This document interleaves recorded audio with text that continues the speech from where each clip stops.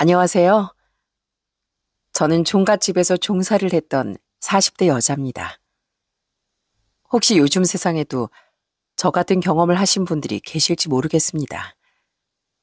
저희 시어머니와 시누인 자기들도 딸이자 며느리면서 제게 이유 없이 명령하고 트집을 잡곤 했거든요.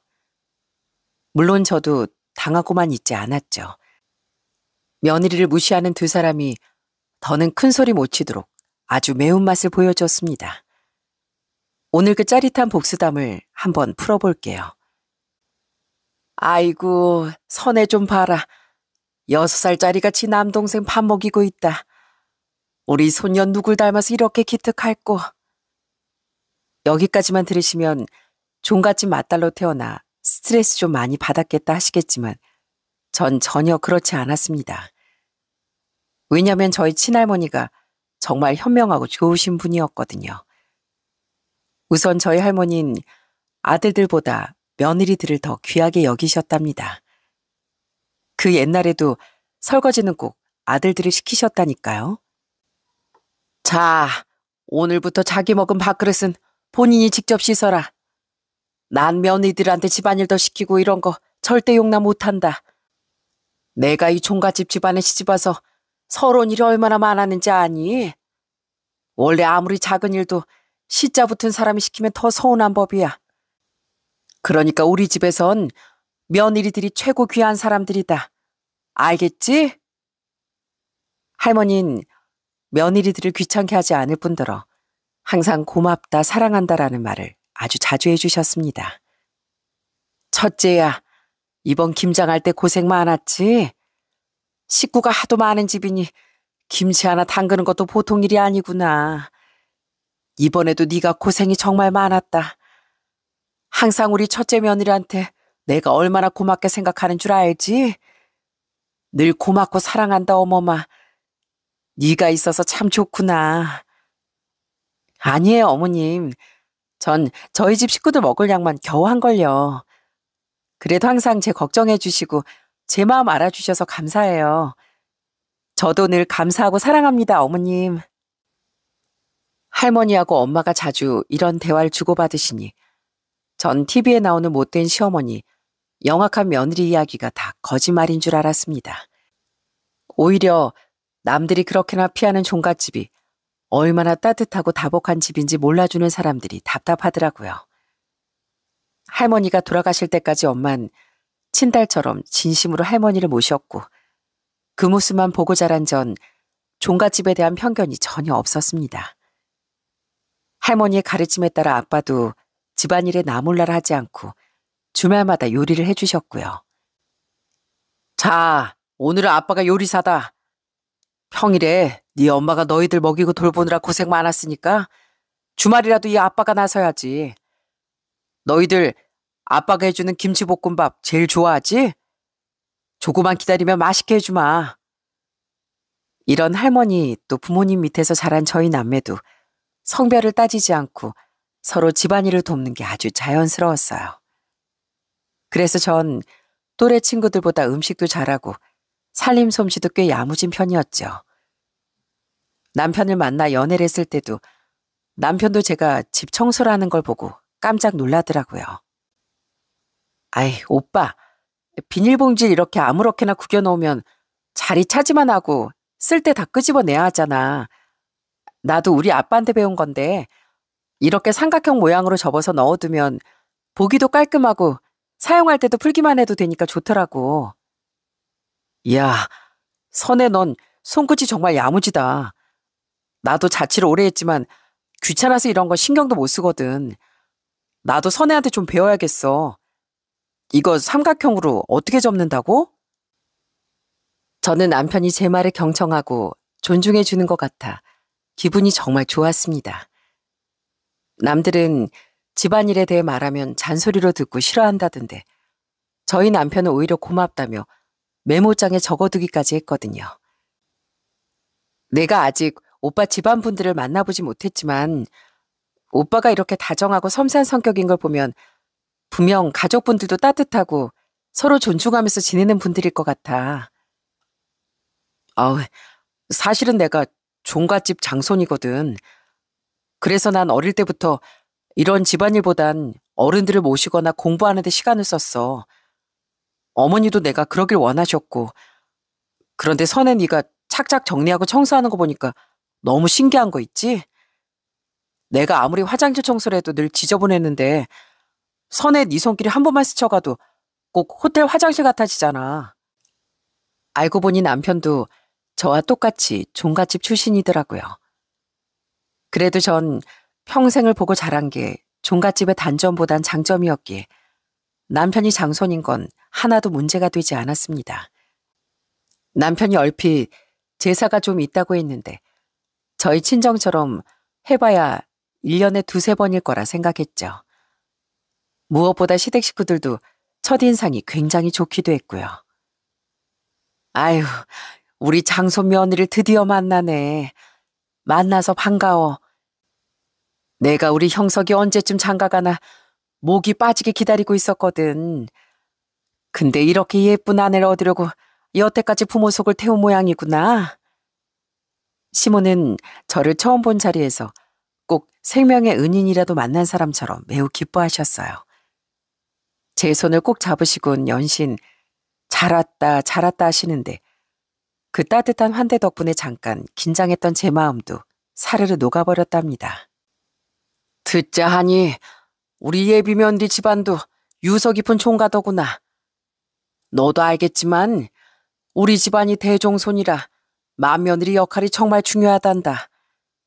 우리 둘째 아들 녀석이 장남보다 먼저 결혼을 해서 순서가 조금 꼬이긴 했다만 이제라도 집안의 질서를 바로잡을 수 있겠어. 시부가 이렇게 말씀하시는 데는 이유가 있었습니다. 우선 남편은 3남 1녀 중 장남으로 밑으로 동생이 셋이나 있었어요. 시모는 동서와 제가 앞으로 할 일이 많다며 결혼 전에 직접 만남의 자리를 주선해 주기도 했고요. 시모 덕분에 시동생과 둘째 동서, 제 남편까지 식사 자리를 갖게 되었는데 저희 둘째 동서 말도 없고 정말 내성적인 사람이더라고요.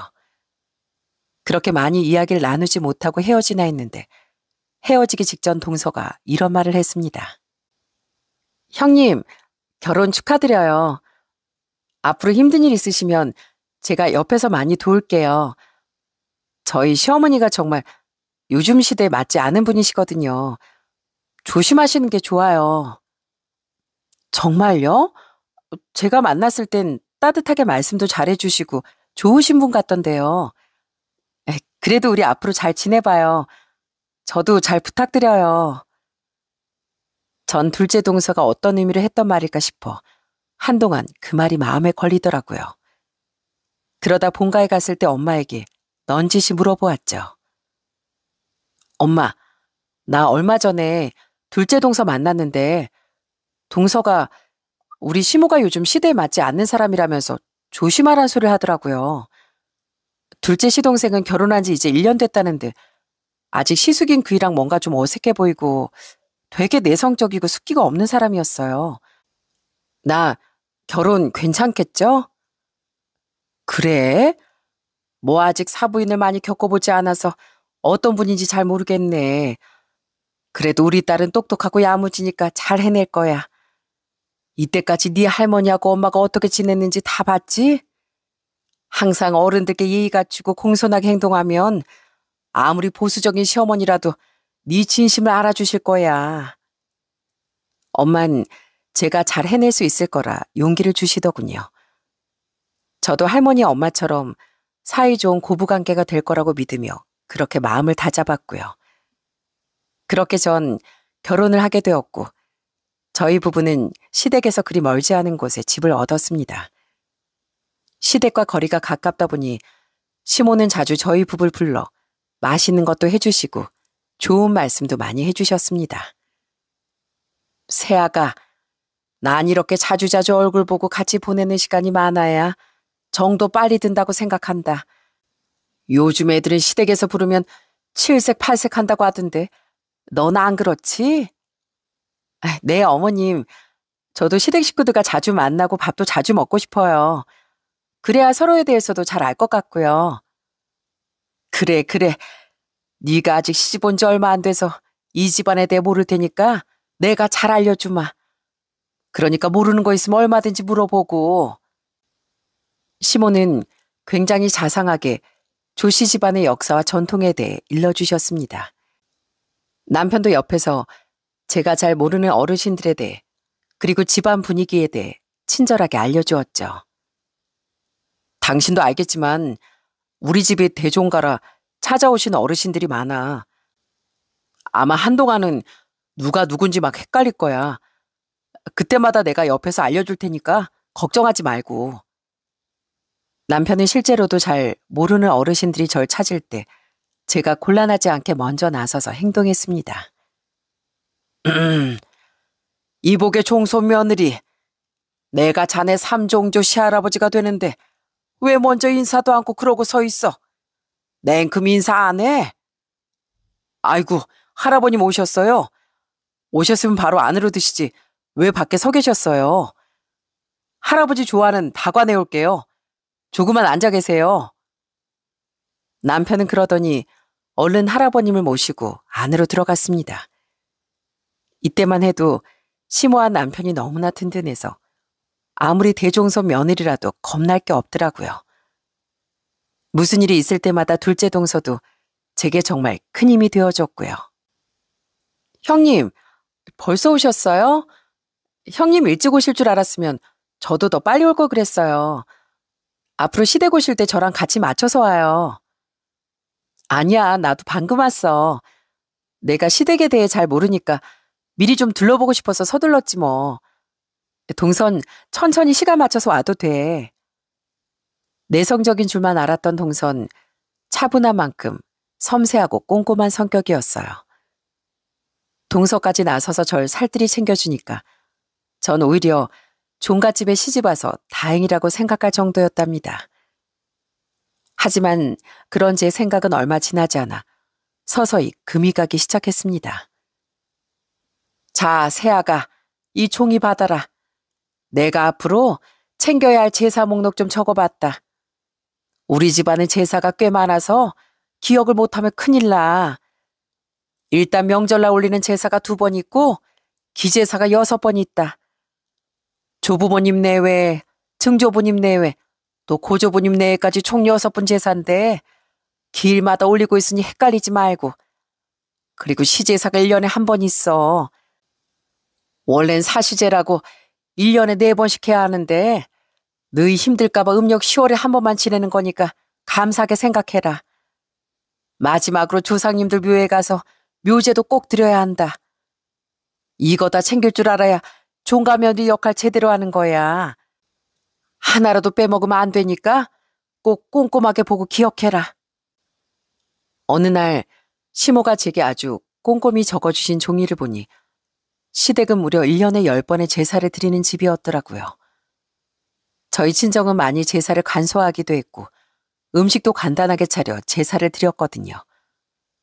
그런데 시댁은 그 10번의 제사 모두 아주 상다리가 부러지라고 음식을 차리고 의례가 꽤 복잡했습니다.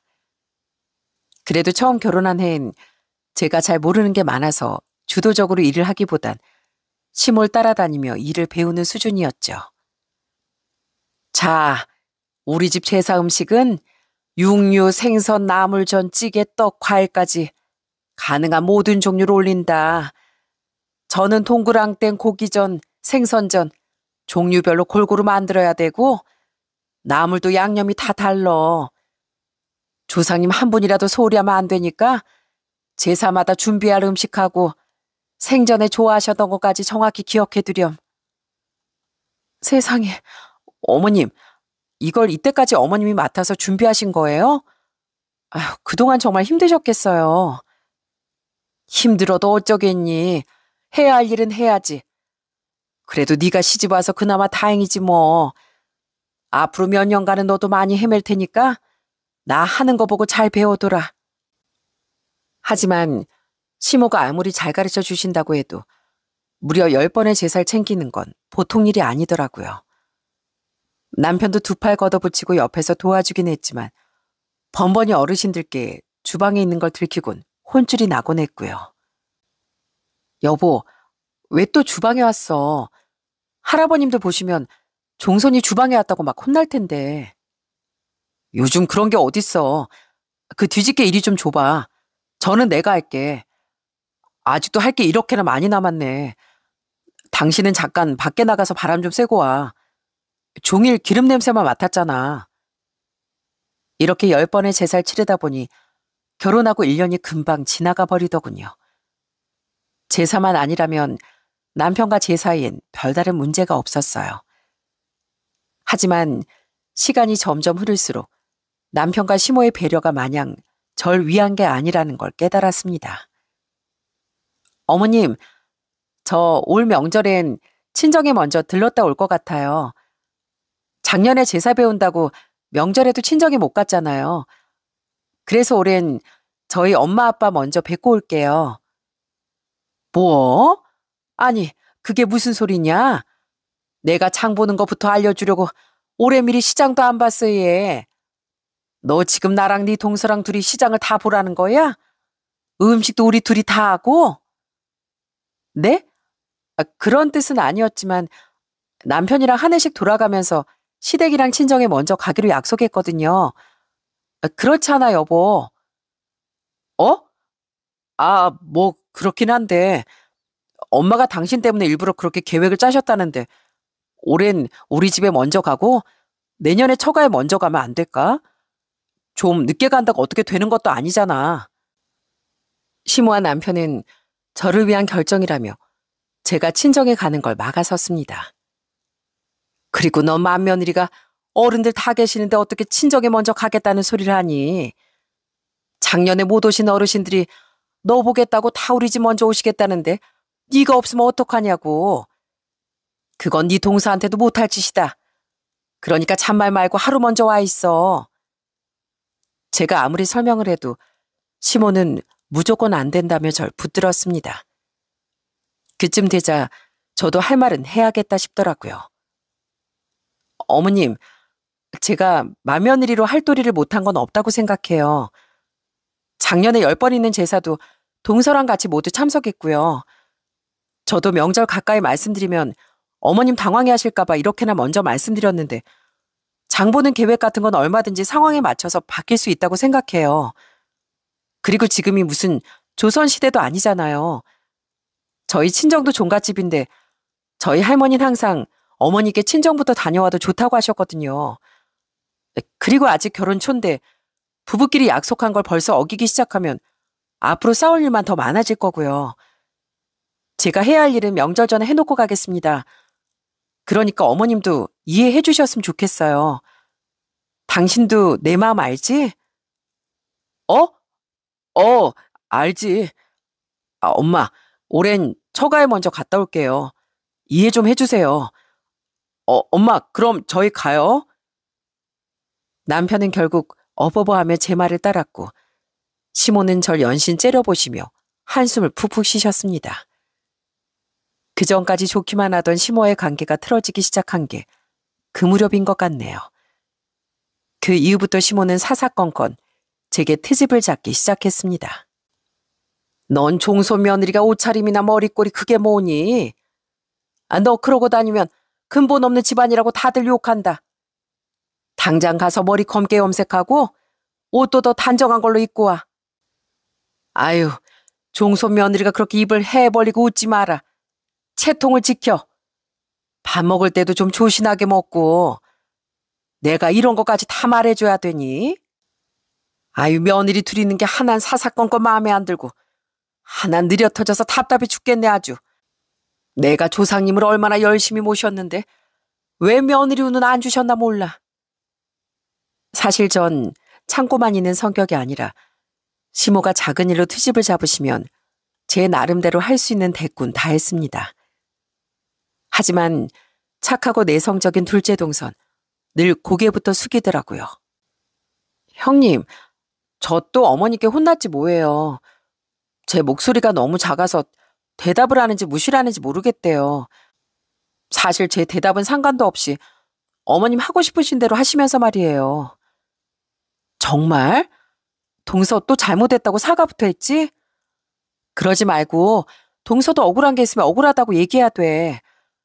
그러다 동서만 화병 나. 전 형님이 제 편도 많이 들어주시고 저 대신 옳은 말도 많이 해주셔서 괜찮아요. 형님 덕분에 제가 겨우 숨쉬고 산다니까요. 저는 가끔 너무 순하기만 한 동서를 위해 시모와 맞서기도 했습니다. 얘 둘째야, 너 거기서 뭐하니? 그렇게 손이 느려서 오늘 안에 김치 담그겠어? 저건 이해력이 딸리는 건지 내 말을 무시하고 배째라고 그러는 건지 모르겠다니까. 어머님, 동서한테 말씀이 너무 심하신 거 아니에요? 동서가 착해서 어머님 말씀을 듣고만 있는 거지. 그런 말 들으면 누구나 기분 나쁘죠. 동서가 며느리로 들어온 거지 어머님 몸종으로 온 게 아니잖아요. 이런 말씀 죄송한데 어머님 말씀을 따라야 하는 저희 입장도 생각해 주세요. 특히 동서가 집안에 일 있을 때마다 얼마나 고생이 많은데요. 뭐야? 너희 둘 뭐 나 이겨먹으려고 서로 편먹었니? 그게 시애미한테 할 소리야? 아이고, 이래서 집안에 사람이 잘 들어야 하는 건데 너 때문에 내 말을 그렇게나 잘 따르던 둘째도 저러고 속이 뒤집히게 구는 거 아니야. 갈수록 시모와 저의 감정의 골은 커져만 갔습니다. 그렇게 신경전을 하던 중 저는 딸아이를 임신하게 되었어요. 결혼 3년 만에 생긴 아이라 남편도 저도 그간의 시댁 문제는 있고 정말 기뻐했습니다. 여보, 딸이래, 딸. 당신 닮은 딸이면 정말 예쁘고 똑똑할 거야. 그지? 나 벌써 딸바보 예약이야. 우리 딸 엄마 아빠한테 와줘서 고마워. 우리 곧 건강하게 만나자. 남편이 임신 초기부터 제 손으로 아무것도 못하게 하면서 딸바보 아빠의 면모를 일찌감치 보여주더라고요. 당신 쓰레기 버리러 가려고? 그런 건 나 시키라니까. 당신은 예쁘고 건강하고 좋은 것만 봐야지. 뱃속에 우리 공주님이 다 보고 계신데. 그러니까 부디 가만히 앉아서 쉬고 계시죠. 남편이 딸인 걸 이렇게나 좋아하고 저도 평생 친구같이 지낼 딸아이가 생기는 게 좋았습니다. 하지만 시모의 뜻은 전혀 달랐어요. 저 아이가 장손이면 오죽 좋아. 뭐 그래도 아직 애가 태어난 건 아니니 아들이길 빌어보자. 병원에서 틀릴 수도 있잖아. 저는 성별 상관없어요, 어머님. 딸이면 어떻고 아들이면 어떠겠어요. 그저 건강하게만 태어나주면 더 바라는 것도 없네요. 하지만 시모는 거기서 포기하지 않고 어느 날 이상한 부적까지 써와서 남편 지갑과 제 옷 속에 넣어두었습니다. 그러다 몇 달 뒤 전 알던 대로 딸을 낳았는데 시모는 아들이 아니라는 게 여전히 실망스러웠는지 저 몰래 저희 집 구석구석에 부적을 붙여놨더라고요. 뭐 첫 딸은 살림 미천이라고 하니 받아들여겠지. 그래도 둘째는 꼭 아들을 낳아야 한다. 아들 못 낳으면 이 종갓집의 대를 끊는 거야. 그러니까 이 부적 잘 가지고 있다가 아들 낳을 때까지 손도 대지 말어. 대체 시모가 어떻게 저희 집까지 들어와 부적을 붙였나 했더니 그게 다 남편이 허락한 거였더라고요. 당신 어머님께 우리 집 비밀번호 알려드렸어? 그것도 모자라 어디다 부적을 붙이면 내가 모르고 넘어갈지 말씀드렸다며. 아니 그게 사실 우리 집에 손이 귀하다 보니까 아들이 꼭 있어야 하거든. 물론 난 우리 딸이 제일 소중하긴 한데 그래도 둘째는 아들 낳으면 좋잖아. 저 부적의 애군을 막아준다니까 우리 딸한테도 좋을 거야. 전 시모도 시모지만 갈수록 시모에게 휘둘리는 남편이 더 황당했습니다.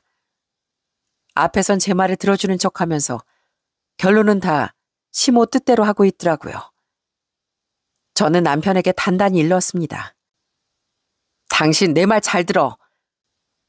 난 당신 집안으로 일해주러 온 게 아니라 우리 둘 다 동등한 입장에서 결혼한 거야.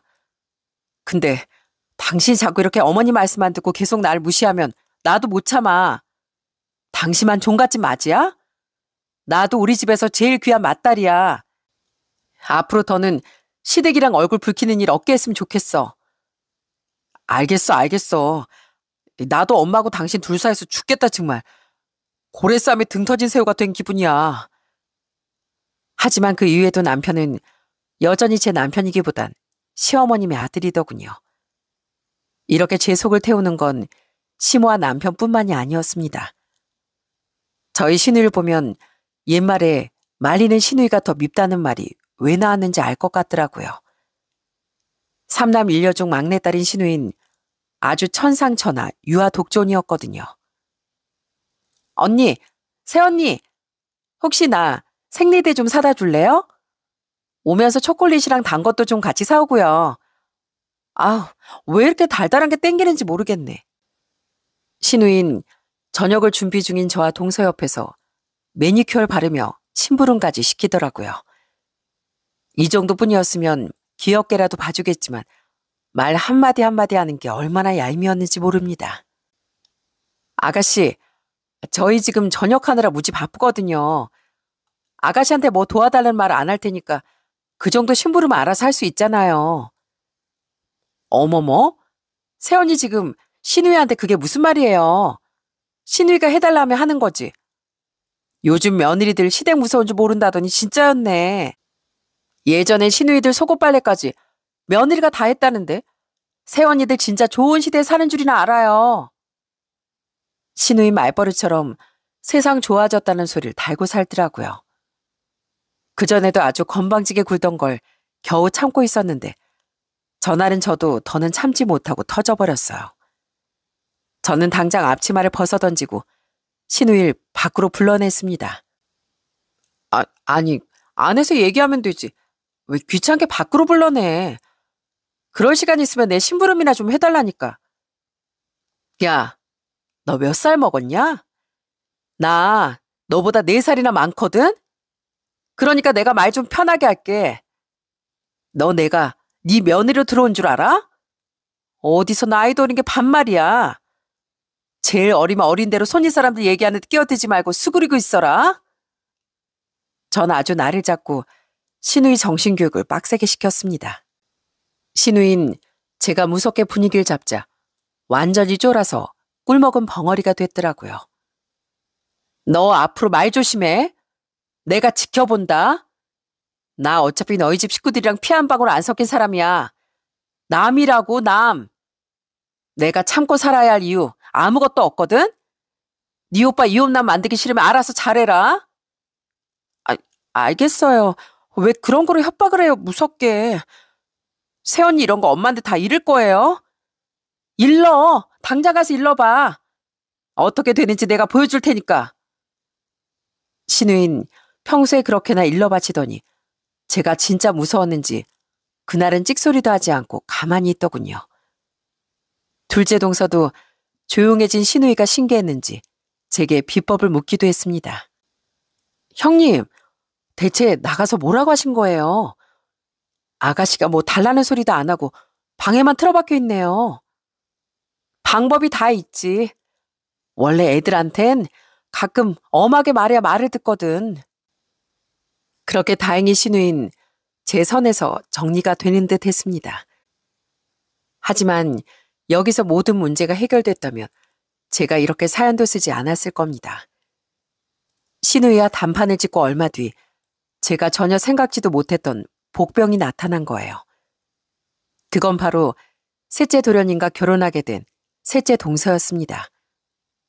듣자니 셋째 동선 치과 의사라고 하던데 직업이 직업인 만큼 콧대가 아주 하늘을 찌르더라고요. 시모도 셋째 동서 앞에선 아주 절절맸고요. 아이고, 우리 집안에 의사 며느리가 다 들어오는구나. 동네 잔치라도 열어야겠다. 우리 막내 며느리 자랑 좀 해야지. 시몬 그러더니 정말 동네 잔치를 열고 셋째 동서를 여기저기 자랑했습니다. 물론 그 잔치 음식은 저와 둘째 동서 차지가 됐네요. 저는 셋째 서방님과 동서가 무슨 장원급제라도 한 줄 알았습니다. 셋째 동선 시모의 비위를 맞추기로 작정했는지 본격적인 물량 공세를 퍼붓기 시작했어요. 어머님, 저번에 보니까 어머님 아버님 신고 다니시는 신발이 영 낡았더라고요. 연세 드실수록 신발이 제일 중요하거든요. 이거 백화점 갔다가 샀는데 2분 신으세요. 어머, 넌 바쁜 애가 어떻게 이런 것까지 챙기니? 똑똑한 애가 정도 깊다예. 고맙다, 잘 신음아. 내가 이때까지 며느리가 둘이나 있었는데 셋째 들어오기 전에 이런 거 챙기는 며느리도 하나 없었다. 이제라도 며느리 잘 들였어 아주. 이런 뇌물들 덕분에 셋째 동선 집안의 모든 제사에서 열애가 됐습니다. 둘째 동서하고 제가 땀을 뻘뻘 흘리며 음식할 때 셋째 동선 시모하고 과일이나 깎아 먹으며 노닥거리곤 했습니다. 남편은 제가 기분이 안 좋은 걸 알았는지 슬그머니 주방 문을 닫더라고요. 전 그게 더 약올라 기가 막혔습니다. 그런데 이게 무슨 운명의 장난인지 전쟁통에도 애는 낳는다는 말처럼 어느 날 제가 덜컥 둘째를 임신하고 말았습니다. 아이의 성별은 시댁에서 그렇게나 노래를 불렀던 것처럼 아들이었어요. 아들이라고? 아유, 진짜 아들이 맞아? 아이고, 천지신명님 감사합니다. 내가 뭐라고 했니? 이게 다 부적 덕분이다. 부적을 잘 써서 네가 아들을 가진 거야. 여보, 진짜 고마워. 나 사실 이대로 대가 끊어지나 내심 걱정했거든. 이제 아들을 봤으니까 아주 두 다리 쭉 펴고 자겠다. 그지 엄마? 아들을 가진 건 저도 물론 기뻤지만 시모한 남편이 단순히 아들이라서 더 기뻐하는 걸 보고 황당하기 짝이 없더라고요. 제 아이를 순수하게 기뻐하는 사람은 친정 식구들과 우리 둘째 동서뿐인 것 같았죠. 형님, 어서 방에 들어가서 쉬세요. 제가 정리하고 들어갈게요. 홀몸도 아닌데 무리하지 마시고요. 아, 미안해 동서. 동서 힘든데 내가 제대로 도와주지도 못하네. 아이, 그게 무슨 말씀이세요. 저 이 집안에 이렇게 버티는 거 다 형님 덕분인걸요. 형님이 제게 얼마나 큰 힘을 주시는데요. 그러니까 저한테 그 미안하다는 말씀 하지 마세요. 저는 아이 둘을 낳고도 여전히 시댁 제사에 시달렸지만 그래도 둘째 동서가 있어 버틸 수 있었습니다. 저희 둘 사이엔 일종의 전우애가 생긴 것 같았어요.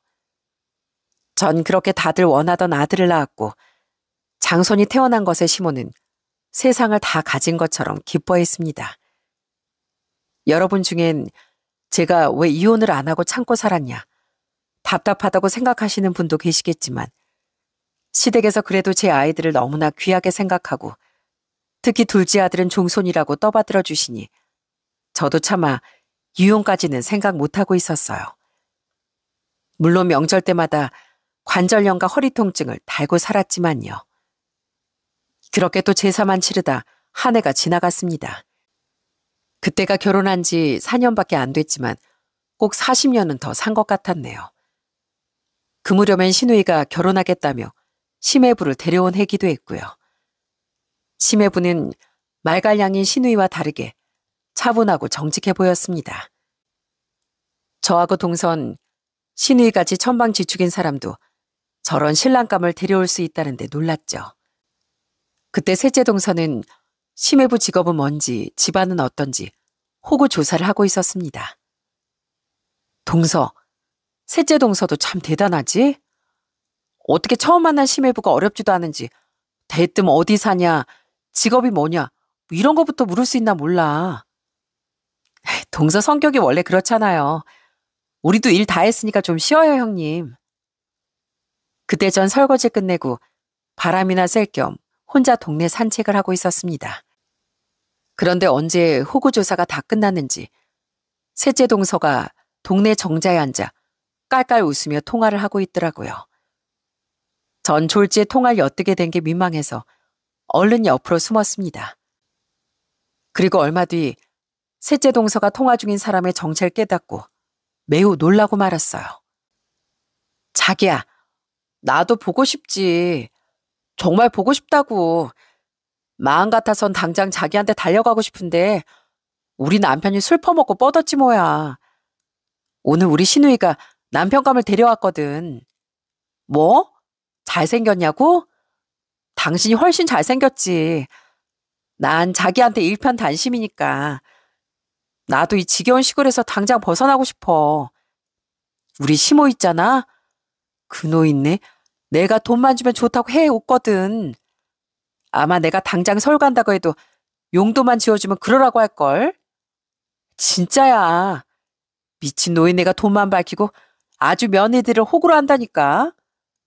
그래도 돈만 주면 아주 끔뻑 넘어가. 엉덩이까지 실룩실룩하면서. 그 꼴이 얼마나 웃기는지 알아? 진짜 웃긴 노인네지? 나 내일 친정 가봐야 한다고 새벽에 움직일게. 그러니까 조금만 기다려 내 사랑. 정말 기가 막히게도 셋째 동서가 혀까지 짧게 하며 사랑을 속삭이는 사람은 아무래도 내 연남이 확실해 보였습니다. 저는 본능적으로 이걸 놓치면 안 되겠다 싶어 빠르게 녹음까지 해두었어요. 다만 이걸 언제 터뜨려야 할깐 고민이 되긴 하더라고요. 사실 우리 셋째 시동생도 동서와 똑같이 말도 영 밉게 하고 집안일도 남편에게 다 미루고 관심도 없었기에 그냥 자기들끼리 알아서 하겠지 싶은 마음도 있었습니다. 그렇게 저만의 비밀을 간직한 채 또 한 번의 시댁 모임이 지나갔습니다. 그로부터 한 달 뒤 전 또다시 제사 준비를 하러 시댁으로 불려갔어요. 그런데 그날은 감기 기운이 있는지 출발할 때부터 몸이 영 안 좋더라고요. 형님, 안색이 너무 안 좋으세요. 어머, 식은땀까지 나는 것 같은데 그냥 집에 가서 쉬시지 그래요. 역시나 제가 아프다는 걸 알아주는 건 저희 둘째 동서뿐이었어요. 아니야, 내일 제사인데 같이 준비해야지. 나 없으면 동서 혼자 고생할 거 아니야. 나 괜찮아. 약 먹었어. 아니나 다를까 시모는 저희 옆에 착 붙어서 이래라 저래라 잔소리를 해댔습니다. 예, 어머마. 너 빨리빨리 좀 해라. 그러다 전 다 타겠다 얘. 조상님 제사상에 다 태운 걸 올리려고 그래? 세워라 내워라 아주 느려 터졌네 아주. 전 시모의 잔소리를 한 귀로 흘리려고 했는데 그때 이상하게 세상이 막 핑 돌고 물 먹은 솜처럼 몸이 축 가라앉았습니다. 어머, 형님, 왜 그러세요? 형님 괜찮으세요? 아주버님, 형님이 쓰러졌어요. 전 저를 애타게 부르는 둘째 동생의 목소리를 마지막으로 그만 의식을 잃고 쓰러지고 말았어요. 한참 뒤 정신을 차려보니 119에 실려왔는지 제가 병원에 입원해 있더라고요. 제가 힘들게 눈을 떴을 때 제 앞엔 딱 2명의 얼굴이 보였습니다. 그건 시모와 둘째 동서였어요. 어머마, 이제 정신이 좀 드니? 너 몇 시간을 잔 건 줄 알아? 아주 그렇게 자다가 코까지 골겠더라 너. 너 3시간이나 잤어. 형님, 괜찮으세요? 어지럽진 않으세요? 전 형님 큰일 나는 줄 알고 정말 깜짝 놀랐어요. 둘째 동선 연신 울먹이며 제 다리를 주무르고 있었는데 시모는 팔짱을 딱 끼고 제가 마치 늦잠이라도 잔 사람처럼 타박했습니다. 전 그래도 며느리가 제사 준비하다 쓰러졌는데 괜찮냐는 소리가 먼저 나올 줄 알았어요. 그런데 시모가 하는 말은 갈수록 가관이더군요. 너 설마 음식하기 싫어서 꾀병 부리는 건 아니지? 의사 말론 조금 안정을 취하면 괜찮다던데 이만 좀 일어나지 그러니. 아무리 제사 지내는 게 싫어도 맏며느리가 이러고 대자로 뻗어자는 게 말이 돼? 어머님, 제가 설마 꾀병이겠어요? 저 진짜 아파서 쓰러진 거예요. 아이고 무서워라. 저 시엠이 째려보는 것 좀 봐라. 너 표정 보니까 이제 다 나은 것 같네. 내가 너 보면 우리 딸 시집 보내기가 영 싫다니까. 우리 예비 사이도 외아들이라는데 내 딸이 시집가서 너 같은 취급받으면 어떡하니? 그럼 내 마음이 아주 찢어질 텐데. 나 눈에 흙이 들어가도 그 꼴 못 본다. 내 딸 시집살이 당하는 꼴 절대 못 보지 그럼. 그렇고 말고. 시몬이 이제 시집갈 시누이가 걱정됐는지 저와 비교를 하면서 경악스러운 말을 내뱉었습니다. 저 말이 아파서 쓰러진 며느리를 두고 할 소린가요? 네? 어머님, 그럼 저는요? 전 그런 시집살이 당해도 되고요? 그렇게 시모의 말에 반박하려던 참에 남편이 병실 안으로 들어왔습니다. 남편은 제가 일어나 있는 걸 보곤 갑자기 제가 덮고 있는 이불을 옆으로 제쳤어요. 당신 이제 괜찮은 거지? 그럼 빨리 집에 가자. 지금 저녁 시간 지났는데 밥 차리는 사람 없다고 다들 난리야. 딱 보니까 멀쩡해 보이는 것 같은데 얼른 일어나. 남편 말을 들으니 지 마누라가 걱정돼서 온 게 아니라 밥 차릴 사람이 없어서 데리러 왔던 모양이었어요. 뭐라고? 지금 밥할 사람 찾으러 여기까지 왔니? 당신도 필요 없고 어머님도 꼴도 보기 싫으니까 당장 나가세요. 나 도저히 당신 같은 사람들이랑 한 가족으로 못 살겠어요. 어머님도 진짜 그러시는 거 아니에요. 딸이 그렇게 걱정되면 시집을 보내지 말던가요. 며느리 시집살인 그렇게 시키면서 시누이 시집살인 걱정이세요?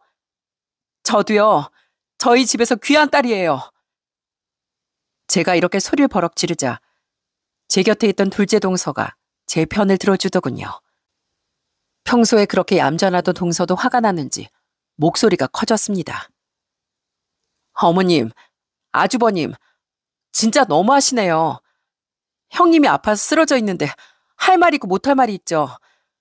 저희나 되니까 이 집 구석에 붙어 있는 거예요. 오히려 저희한테 고마워하셔야 된다고요. 형님, 저희 이 집 며느리 이만 반납해요.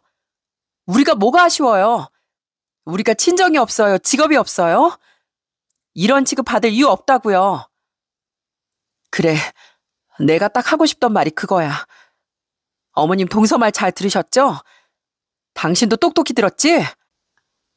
동서하전 그러곤 둘이 합창으로 당장 이혼하겠다고 선언했습니다. 너희들 뭐하니 지금? 둘 다 이혼을 하겠다고? 그게 말이 되는 소리야? 말이 안 되는 것도 뭔데요?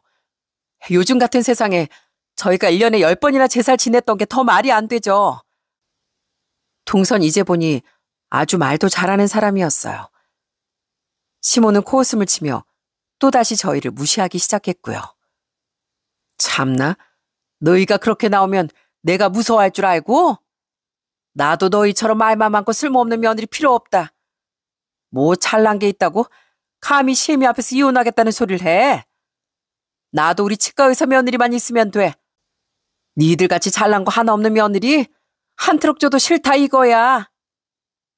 아, 어머님 셋째 동서 믿고 이러시는구나. 근데 어쩌죠? 어머님이 크게 착각하고 계시는 게 있는데요. 동서, 셋째 동서한테 전화 걸어서 스피커폰 좀 틀어줄래? 둘째 동서는 알겠다며 곧장 셋째 동서에게 전화를 걸었습니다. 통화 연결음이 한참 울린 후에야 셋째 동서가 전화를 받더라고요.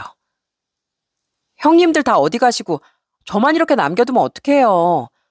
저 음식 못해요. 그러다 손이라도 다치면 책임지실 거예요?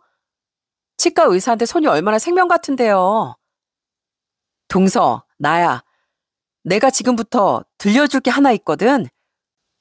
그러니까 나한테 화내고 싶거든. 이 녹음 파일 다 듣고 하네. 알겠지? 전 그러곤 제가 녹음했던 셋째 동서의 통화 내용을 그 자리에서 바로 재생해버렸습니다. 병실 안엔 자기야 보고 싶어, 시모 저 노인네 등등 듣기도 민망한 셋째 동서의 미래가 생생하게 울려 퍼졌어요. 시모는 녹음 파일 안의 목소리가 셋째 동서라는 걸 깨닫고 그 자리에서 주저앉았습니다. 셋째 동선 이게 뭐냐며 소리를 질렀고 전 곧장 전화를 끊어버렸죠. 그리고 시모에게 물었어요. 어머님, 이렇게 잘 나가는 며느리가 있어서 참 좋으시겠어요. 근데 어떡해요? 어머님은 셋째 동서 그렇게나 의지하시는데 동선 어머님 보고 미친노인네라고 막 욕하고 있네요. 어머니 완전 뒤통수 맞으셨어요. 진짜 그년이 그랬다고? 이걸 진짜 네가 다 직접 녹음한 거야? 네.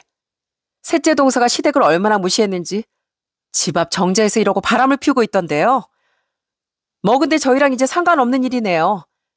저희는 이혼할 거니까요. 그러니까 당사자들끼리 알아서 하세요. 그지 동서? 네 형님. 집안 걸 보니까 하루라도 빨리 탈출해야겠네요. 둘째 동서와 전 아주 오랜만에 주저앉은 시모를 보고 배꼽을 잡고 깔깔 웃었습니다. 그 모습을 보고 당황한 시모와 남편은 급하게 시댁으로 돌아갔고 병실엔 동서와 저 둘이 남았습니다. 동서 아까 보니까 말 잘하더라. 어디서 그런 힘이 났어? 시모가 막 형님한테 하는 말 들으니까 저도 못 참겠더라고요. 저희 아직 젊은데 뭐하러 이런 취급받으면서 식모살이를 해요. 요즘 이혼이 뭐 흠인가요?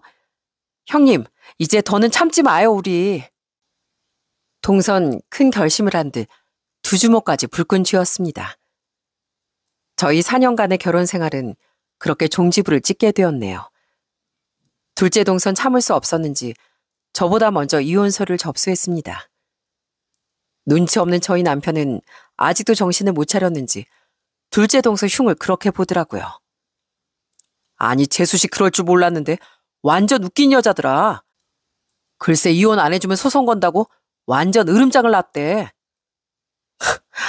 웃기긴 니네 집안이 더 웃기지. 너 내 말 뭐로 들었니? 나도 너랑 이혼할 거야. 내일 당장 이혼서를 접수할 거니까 당신도 얼른 서류 써. 소송 걸리기 싫으면. 뭐? 당신 그 말 진짜야? 아직 화 안 풀렸어? 아니, 내가 잘못했다고 했잖아. 진짜 쪼잔하게 이러지 말자. 너야말로 정신 좀 차리고 살아. 네가 장남이라고 해서 뭐 잘난 게 있어? 돈이 많기래, 능력이 있기래. 그깟 장남 타이틀 하나 달고 그만했을 때. 그리고 너 완전 마마 보이거든? 너 나이도 40이 넘었으면서 이제 엄마 뒤 좀 그만 따라다녀라. 한심하다 정말. 남편은 아닌 척하면서 사실 어른들만큼이나 보수적이고 꽉 막힌 사람이었더라고요.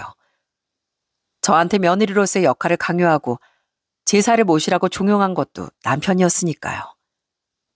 대체 뭐가 그렇게 불만인데? 예전에 며느리들 다 그러고 살았어. 그럼 종갓집에 시집 오면서 그 정도도 각오 안 했냐? 전 여전히 자기 잘났다고 나불거리는 남편 얼굴에 그대로 이혼서를 던져주었어요. 그리고 저희 친정에도 이혼하게 되었다고 조심스럽게 말씀드렸고요. 전 사실 친정 부모님께 제가 크게 혼이 날 줄 알았습니다. 그런데 저희 부모님은 누구보다 제 마음을 먼저 살펴주셨어요. 선혜야, 너 괜찮어? 아휴, 그동안 네가 얼마나 속상한 일이 많았을까. 내가 너 총각집에 시집간다고 했을 때 말렸어야 했다. 난 그저 우리 시어머니 생각만 하고 그 집 인간들도 상식적일 줄 알았지. 너 잘 생각했어. 얼른 애들 데리고 집으로 오너라. 엄마 물론이고 아빠도 눈물까지 보이시며 제가 그간 얼마나 고생이 많았는지 헤아려 주셨답니다. 전 부모님의 응원에 힘입어 끝까지 이혼을 밀어붙였어요.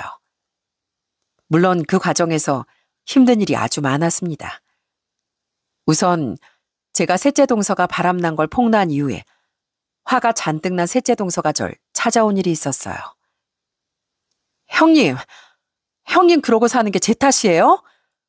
왜 나까지 물귀신같이 물고 늘어지는 건데요?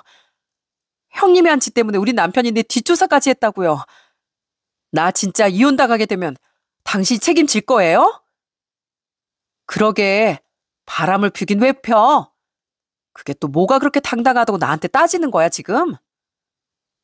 결국 셋째 동사 전 머리채까지 잡으며 크게 몸싸움을 하고 말았습니다. 후에 들어보니 셋째 동선 상가남 소송까지 휘말리며 아주 탈탈 털리고 이혼을 당했더군요. 시댁 입장에선 단 몇 달 안에 며느리 셋이 모두 이혼을 하고 만 겁니다. 아마 여러분도 이게 가능한 일인가 믿기 힘드시겠죠? 저희 시댁을 겪어보셨다면 이혼 잘했다고 아마 손뼉을 쳐주실 겁니다. 둘째 동서와 제가 오죽했으면 아이들도 있는데 이렇게 이혼을 결심했겠어요? 그러게 남편들이 옆에서 저희 마음만 알아줬어도 이렇게 극단적인 방법까진 쓰지 않았을 겁니다.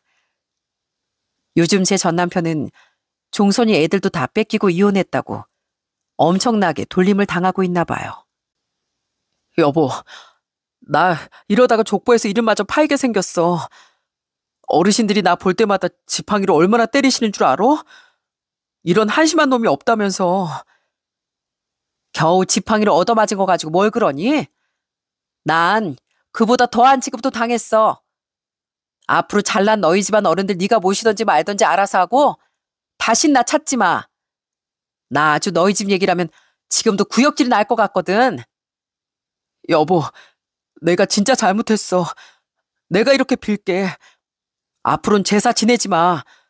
당신이 원하면 우리 엄마랑 안 만나도 돼. 남편은 그제야 후회의 눈물을 흘렸습니다. 그건 둘째 시동생도 마찬가지인가 봐요. 둘째 동서가 그러는데 아직까지도 날마다 전화를 걸어대며 그렇게 후회의 눈물을 흘리고 있다나 봐요. 형님, 이 집 남자들 진짜 웃기지 않아요? 그렇게 있을 때 잘하지. 이제 와서 빌면 뭐 한대요. 내 말이. 뭐 또 혹시 모르지. 집에 밥 해줄 사람이 없어서 저렇게 쇼하는지도. 전 이제 더 이상은 그 악어의 눈물에 속지 않습니다. 듣자 하니 진짜 피눈물을 흘리는 사람은 따로 있더라고요. 저희가 이혼하고 결혼한 신우인 3대 독자에게 시집을 가서 저희만큼이나 호된 시집살이를 당하고 있다네요. 물론 저희만큼 1년에 10번씩 제살 지내진 않겠지만 며느리가 신우이 하나뿐이니 고생 꽤나 하고 있겠죠? 요즘 시모에게 이혼하고 싶다는 소리를 그렇게 달고 산답니다. 엄마, 나 진짜 힘들어서 못 살겠어. 나 그냥 이혼하면 안 돼? 너 이혼이 무슨 장난이야? 아주 자식들이 있는 거 다 이혼했다고 이 엄마 망신 주려고 그래? 엄마도 힘들어 죽겠단 말이야. 시모가 하나 간과한 게 있는데 그 집 며느리가 다 떠난 자리는 원래 며느리였던 시모가 채워야 한다는 거죠.